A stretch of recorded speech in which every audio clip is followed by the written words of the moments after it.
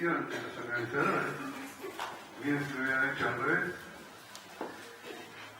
Y bueno, también agradecerle, darle un abrazo, un agradecimiento a todos los compañeros que se esforzaron por preparar esta comida y haber introducido la novedad del locro vegetariano. Que en principio es una contradicción. Bueno, pero como prueba de que el Partido Obrero no es sectario, yo me habría la experiencia de comer el locro vegetariano. Solo que no me pregunten si la repetiría.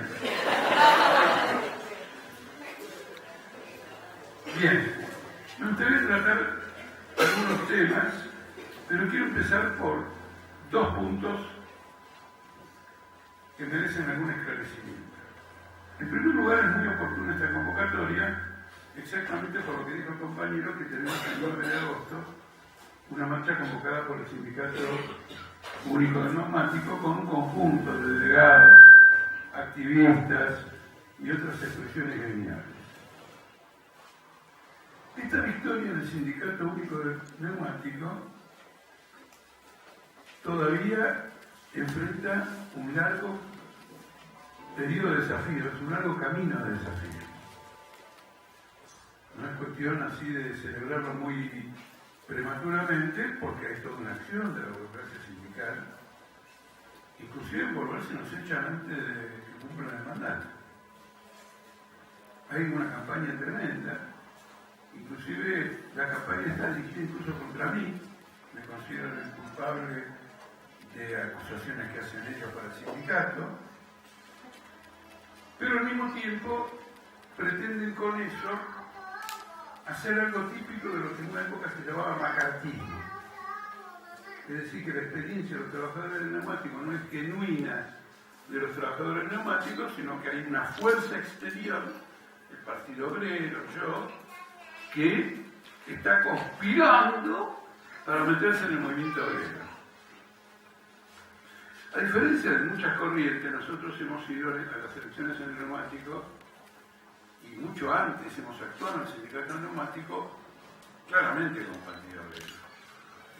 Yo tuve, por ejemplo, la ocasión de estar en la celebración del día mismo, de la noche misma de la victoria, porque había tenido que dar una charla a unas 7 cuadras del sindicato y cuando yo había terminado la charla y estábamos en el debate, vino alguien y dijo, agarramos el neumático.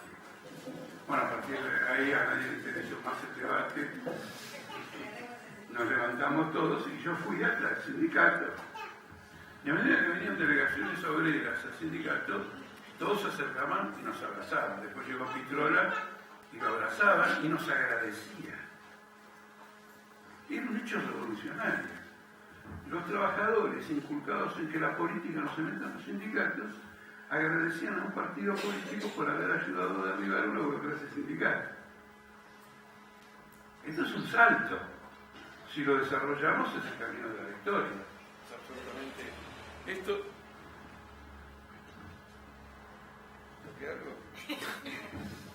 Esto desarrollado, digamos, es el camino de la victoria.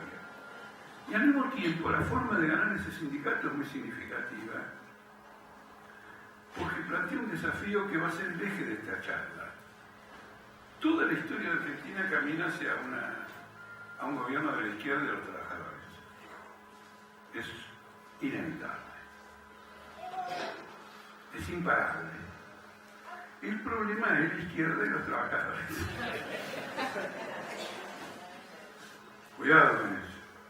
Uno tiene que examinarse a sí mismo cuando los acontecimientos, la historia de la lucha, van colocando sobre uno la responsabilidad. Y no creer que lo va a recibir como regalo de reyes. Y al mismo tiempo, con el crecimiento de esa responsabilidad, empiezan a aparecer con más claridad las contradicciones de la izquierda y del movimiento obrero, que transita hacia adelante, enfrentando este obstáculo, el otro obstáculo, pero de golpe se enfrenta a algo que provoca arcadas, que es la decisión de ser una alternativa política, eventualmente dirigir el país. Entonces vienen, y en la historia del movimiento obrero siempre se han presentado este tipo de crisis. Los momentos más agudos de crisis de la izquierda en la historia mundial es cuando está por obtener la victoria. ¿No es cierto? Es el síndrome del que se tiene que casar. Y hay tantas películas que alguien se escapa a último momento, lo cual revela que es todo un problema. Y todas estas contradicciones aparecen. Y el sindicato neumático nos enseña lo siguiente, que en una zona, por ejemplo, como la zona norte, con tantas luchas faccionales y dificultades para unir al movimiento obrero, hubo 10 tentativas y fracasaron todas. La acción de nuestros compañeros y sus compañeros, que no son del Partido Obrero, de FATE, del Sindicato del Sur de San Fernando, siempre detrás de una línea de unidad en la lucha, de unidad en la perspectiva política, de combate al faccionalismo, terminó armando la unidad necesaria para derrotar la burocracia sindical. Y digo la necesaria, no la completa, porque algunos no se anotaron de izquierda electoralista. Y como consecuencia de esto, estuvimos a punto de perder en algunas seccionales. Por fracciones, alguien que sacó nada, que no le alcanzaba ni para el boleto del colectivo, pero que alcanzaba para quitarnos aquellos votos necesarios para obtener una victoria. Con lo cual, en el SUTNA no solo es la victoria de la clase obrera que lucha, la clase obrera democrática, la clase obrera que delibera, no solamente es eso, sino que también es la victoria de una estrategia política. Entonces, si concurrimos a la marcha del 9, estamos reforzando esa perspectiva política.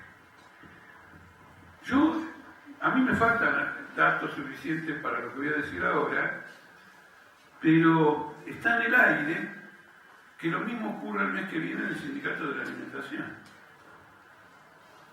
Y si el mes que viene ocurre lo mismo en el Sindicato de la Alimentación, a Massa, Bossio, Macri, Michetti y Moyano le digo, chao viejito, es decir, se termina, porque ya sería una victoria en un sindicato incluso más fuerte, y luego de no ganar ningún sindicato durante 60 años, aparecemos ganando 2 en el mismo año. Pero igual va a haber una gran elección, son numerosas las comisiones internas y los cuerpos delegados de la fábrica de alimentación que apoyan una lista antiburocrática. Esto lo tenemos que entender como perspectiva general, no como un hecho aislado. Acuérdense que cuando se vio Macri, y sobre esto vamos a hablar enseguida, Argentina se iba a la derecha. Bueno, si Argentina se iba a la derecha, a los del neumático nos informaron. ¿Está claro? Entonces ustedes ven el desarrollo contradictorio que tiene el país. Parece un presidente de derecha y por primera vez la comisión directiva de un sindicato de la extrema izquierda, como dicen nuestros adversarios. Entonces es un balance, digamos, una perspectiva más general. Estamos trabajando sobre un proceso que está en marcha, no estamos teorizando sobre lo que ocurre en Argentina. Estamos sacando conclusiones sobre lo que efectivamente ocurre. Este es un aspecto del mensaje que quería transmitir. El otro aspecto que quiero que discutamos 2 minutos, este asunto de Bonafini. Yo soy de las personas que piensan que a veces las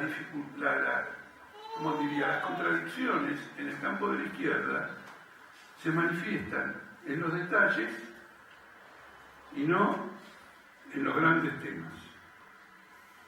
O se manifiesta en cosas particulares y a lo mejor no en universales. La razón por la que pienso así es la siguiente, se la digo para ver si después ustedes en el curso del tiempo coinciden conmigo. Todo el mundo se cuida cuando hay que discutir algo serio. Se cuida y trata de no decir ninguna macana. De golpe pasa un hecho menor, no lo tenía presente, no se cuidó y saltó todo. El episodio de Bonafini es un episodio interesante porque ¿cómo tenemos que interpretarlo? Una característica decisiva, yo no digo fuerte, decisiva del Partido Obrero es que no interpreta ningún acontecimiento de la vida política, de la vida social, sin ver las fuerzas sociales que están atrás. No lo interpreta como un choque individual. Alguien que dice, bueno, incendiemos el Palacio de Justicia, bueno, le pasó esto porque es una bocona. No, bueno, capaz que es una bocona, bueno, que lo arregle con su familia o sus allegados. No es tema nuestro. ¿Qué fuerzas sociales hay? Así tenemos que interpretar. Y la lucha esta sobre la detención o no de Bonafini es una lucha entre dos grupos capitalistas. Porque en el fondo lo que está en juego acá no es el destino de Bonafini, es unos taifazos. Está en juego qué grupo capitalista se queda con los negocios.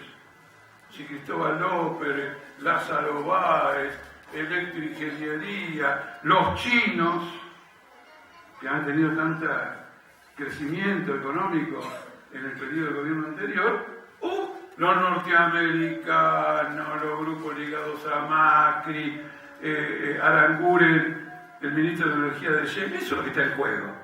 Eso es por lo que se están peleando. Y en el medio aparece este incidente. Es un incidente que tiene que ver con eso. El gobierno puede decir, lo citó un juez, esto y lo otro, y ya se tiene que presentar. Bueno, sí, fenómeno. Esa es la formalidad. ¿Vos qué representás? Vos, Macri. Vos representás el tarifazo. Y vos querés que ella se presente para reforzar tu autoridad. ¿Para qué querés reforzar tu autoridad? ¿Querés criar a tu hijita con mayor autoridad? ¿Por eso querés? No. Quiero tener autoridad para que la gente diga que el tarifazo me lo hace un hombre bueno y partidario de la justicia.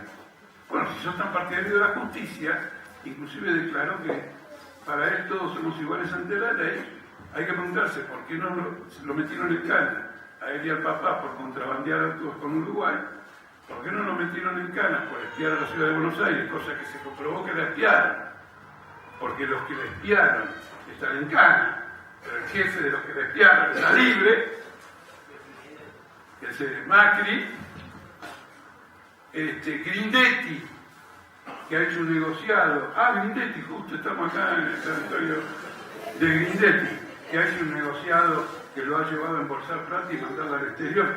Como ministro de Economía del gobierno de Macri, yo no conozco ningún ministro de Economía que actúe al margen del presidente. No podemos estar diciendo que José López recibía órdenes de Cristina, pero Grindetti no recibía órdenes de Macri, pongámonos de acuerdo. Es decir, esta es la lucha. Y nosotros lo que tenemos que clarificar esa lucha entre ellos y mostrar que no está en juego ningún interés de los trabajadores. Porque tampoco es interés de los trabajadores que los planes de vivienda queden a cargo de grupos interesados vinculados al sistema oficial. Los planes de vivienda tienen que ser planes que lleve adelante el Estado con el dinero público bajo control de los trabajadores. Y no que pongo, yo me anoto por un plan de vivienda, por ejemplo, Milagrosada, este y lo otro, y el Estado logra dos cosas con eso. Que los grupos ligados al gobierno no rindan cuentas de cómo gastaron la guita, porque por lo menos en una constitución, si el Estado la gasta, tiene que rendir cuentas ante el Parlamento, esa es una cuestión. Y la segunda, fundamental, es que todos estos tercerizan. Los que laburan lo hemos denunciado nosotros por la Villa Oculta, Ciudad Oculta, en la Ciudad de Buenos Aires. Los planes estos no se hacían con obreros regularizados de acuerdo al convenio de la Unión Obrera de la Construcción. Se hacían tercerizados sin responder a ninguna clase de convenio. Además, el sistema de cooperativas no garantiza los derechos sociales de los que están en las cooperativas. En todo caso, se notará como monotributista y tendrá que aportar si quieren tener algo. Nosotros queremos que los trabajadores tengan asegurados en la hora de su empleo la contribución de salud, la contribución jubilatoria, etcétera, etcétera. En el fondo es un sistema de superexplotación. Entonces, quiero clarificar este punto. Y nosotros tenemos que intervenir, nosotros intervenimos en esto, haciendo ese señalamiento, denunciando al macrismo en primer lugar, y de ningún modo acompañando esto otro, porque representa otro interés capitalista, que además tiene un montón de gente que ha votado por el pago al fondo y cosas por el estilo. Cuando se dice Ah, pero es una mujer que representa esto y lo otro. Quiero decir que los que dicen que representa esto y lo otro en términos de la lucha por los derechos humanos nunca estuvieron con Eve Bonafini. Cuando Eve Bonafini luchaba por los derechos humanos, los únicos que estuvimos fuimos nosotros. Y lo digo textualmente, si quieren lo graban, lo difunden y que vengan alguien a desmentirme. Cuando el día 5 de agosto de 1982, bueno, ¿estas son flojas o son firmes? No, son. Cuando el 5 de agosto de 81, decidimos hacer una manifestación gigantesca contra la dictadura militar, se borró todo el mundo, argumentando que era una manifestación que comprometía la seguridad de los militantes. Como efectivamente era una manifestación que hasta cierto punto comprometía porque estaban los dictadores, nosotros la organizamos de una manera especial. La manifestación tenía que partir de Avenida de Mayo y Carlos Peregrino, Bernardo Irigoyen, como ustedes quieran llamarla, y había que ir a la Plaza de Mayo, que en aquella época no estaba vallada. Entonces, en un determinado momento sonaron una cantidad de pitos y bruscamente, sin que nadie se lo esperara, se armó una manifestación. El único partido que concurrió a esa manifestación fue el Partido Obrero. Y las madres, pero las madres no tenían seguidores organizados. Por lo tanto, fue una manifestación del Partido Obrero con dirigentes del Partido Obrero y Eve Bonafini a la cabeza, entre los dirigentes del Partido Obrero, Marcelo Ramalho. Es decir, que cuando venían degollando, nosotros estábamos ahí. No solo de eso.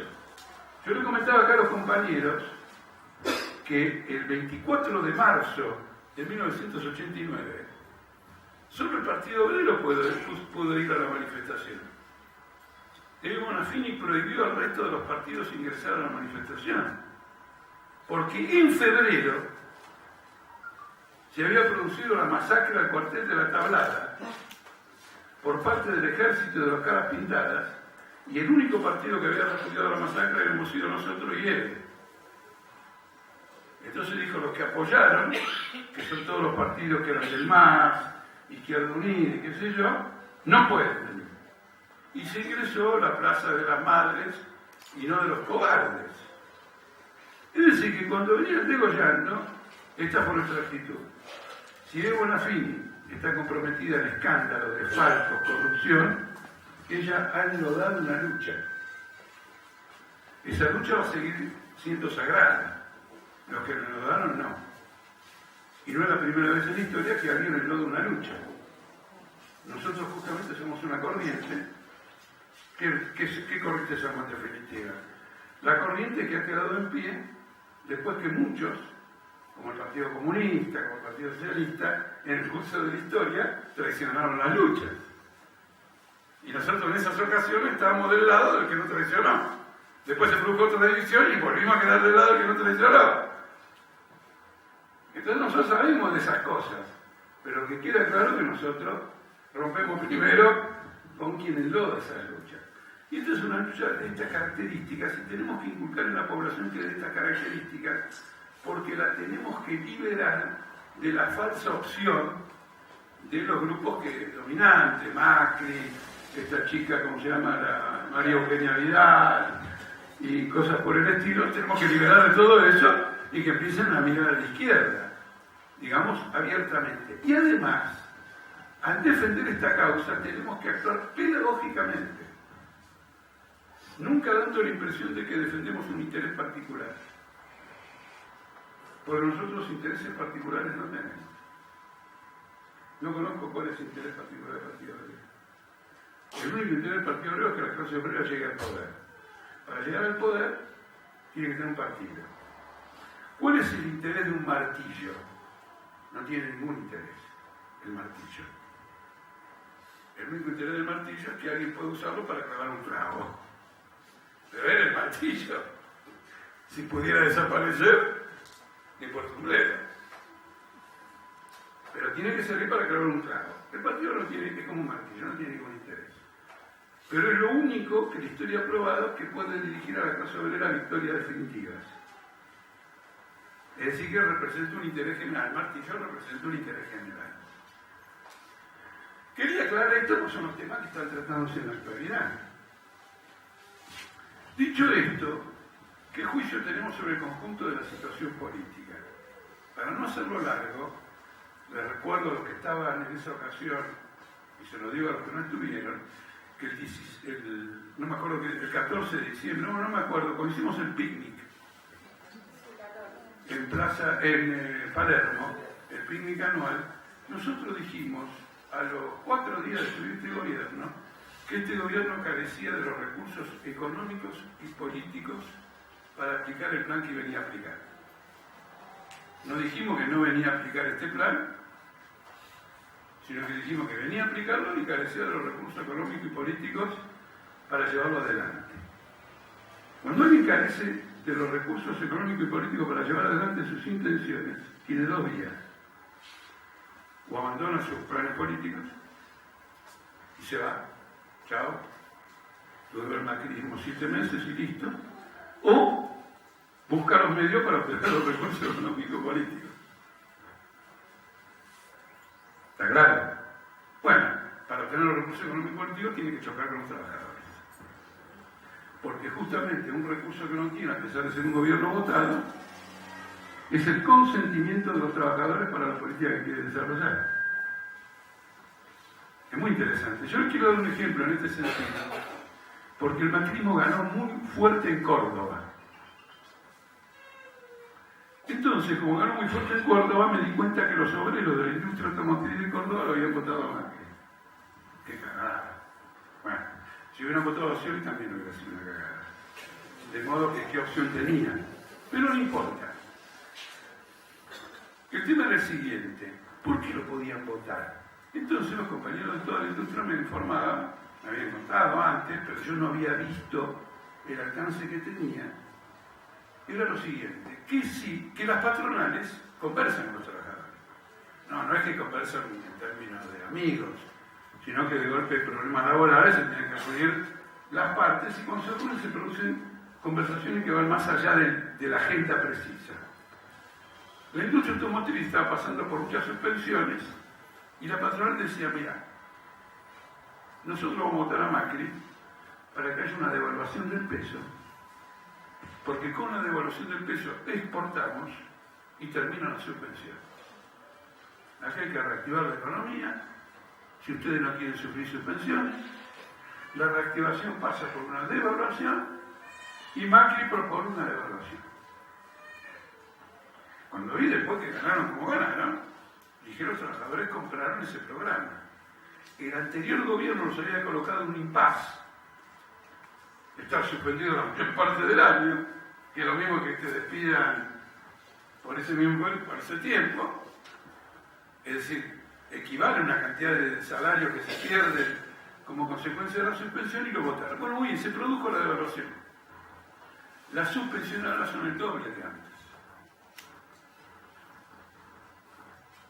Entonces, lógicamente, hay un espíritu de rebelión entre los trabajadores. Primero por lo que les afecta y segundo porque me metiste el perro. Me dijiste que hacer esto íbamos a salir mejor cosa que a uno le metan el perro. Uno está dispuesto a aguantar cualquier cosa, pero no que te metan el perro. Entonces hay un ambiente de fronda, y hay un ambiente de fronda en particular porque la tentativa del tarifazo es descomunal. Es absolutamente descomunal. Ustedes piensen que se pretende que el trabajador pague tarifas 1.200, 1.500 más caras, porque ellos dijeron que 400, 500 es el comienzo, pero después hay otras para el año que viene, que el ajuste final sería 1.500. Un aumento de 1.500 las tarifas, cuando en el mercado mundial el petróleo y el gas han caído, pero han caído como piedra. El gas hace 2 años, que en el mercado mundial estaba a $12.50 y hoy está a $2.75. Si voy más lejos con este análisis, necesitamos un tarifazo al revés. Reducción general de las tarifas que pagamos. ¿Se dan cuenta? Y el petróleo, que llegó a estar a $150 el barril, está a 35. Ahora el gobierno acá ha dicho no. Si nosotros admitimos $35 el barril, perjudicamos a la petrolera. Le vamos a dar un subsidio para que cobren 70. Y en Argentina, vayan a cualquier surtidor, el precio de la nafta está el doble del mercado mundial. Y el gas que está a 2,75, como dije recién, en el mercado mundial, la paga en boca de pozo a 5,50. ¿Cómo puede pagar el doble para quienes exportan el doble del gas en boca de gas? Con el tarifazo. El tarifazo es robarle a los trabajadores para pagar a las petroleras. Y es un golpe brutal para el mundo del trabajo. Además, adentro de la tarifa de gas, miren ustedes, bueno, ya lo habrán visto, las facturas, hay un impuesto de cerca del 20%. Entonces, si uno tiene un 400% de aumento del TVA, aumenta 400% el monto del presupuesto, el monto del impuesto. Con lo cual, reciben ese dinero. Lo mismo ocurre en la nafta. Cuando ustedes miran el precio final de la nafta del surtidor, adentro tiene varios impuestos. Entonces al trabajador le roban con el IVA, le roban con todos los impuestos a los combustibles, le roban con los impuestos a los servicios, y la clase capitalista no paga impuestos. Por eso les puedo contar una anécdota. Un día estaba en un congreso del Partido de los Trabajadores de Uruguay. Llovía como los dioses. Era mediodía y estaba oscurísimo. Alguien acá decía que en esas condiciones la gente se deprime. Entonces yo a lo mejor estaba deprimido porque me puse a tuitear. Y me enfrenté con un tipo que se llama José Luis Espert, que decía por tweet, ¿no? Que decía, y con el rector de la universidad de la que salieron todos los ministros de este gobierno, ambos dos decían que la presión de impuestos era muy elevada. Y yo digo, los dos dispuse, de acuerdo con los dos, elevadísimo. La única diferencia es que la pagan los trabajadores y no como dicen ustedes los empresarios. Y ahí empezaron las puteadas. Pero cuando alguien se putea, quise que tenga razón. ¿Está claro? Porque a un argumento a otro argumento, gracias a una puteada. Además son gente civilizada, gente rica, gente de universidades. Se supone que no putean. La experiencia demuestra, especialmente en estas historias de agresión contra las mujeres y de femicidios, que los peores son siempre los más adinerados. Es decir, quieren tener... Es decir, si domino a mis obreros en la fábrica, si domino a esto y domino a esto, también domino a mi mujer. Entonces son más agresivos. Este impuesto lo pagan los trabajadores, todo esto, y por lo tanto, del salario nos están sacando en impuestos lo que hemos calculado, que después lo ratificó una estadística, el 55% del salario. Pero toda esta maquinaria económica del Estado, que trabaja en beneficio de los capitalistas, es financiada en un 55% por el salario del trabajador. El gobierno tiene que realizar esta política porque como gobierno capitalista solo puede salir de la crisis que dejó el kirchnerismo si lo apoyan los capitalistas. Esta es la idea. Es decir, dentro del tarifazo hay una convocatoria al capital internacional, venía a apoyarme. Y si me apoyas, voy a tener los recursos para enfrentar al movimiento obrero. Pero si no me apoyas, yo no puedo pelear en dos frentes al mismo tiempo, contra los obreros y contra ustedes, que no me apoyan. ¿Por qué digo esto? Porque cuando hubo que pagar los fondos buitres, Macri no tenía los votos. Él ganó la presidencial, pero en el Parlamento, ustedes saben, en el Senado y en diputados se terminaría. Se corrieron todos los de Scioli, todos los mismos que querían que los votemos a ellos, porque ellos no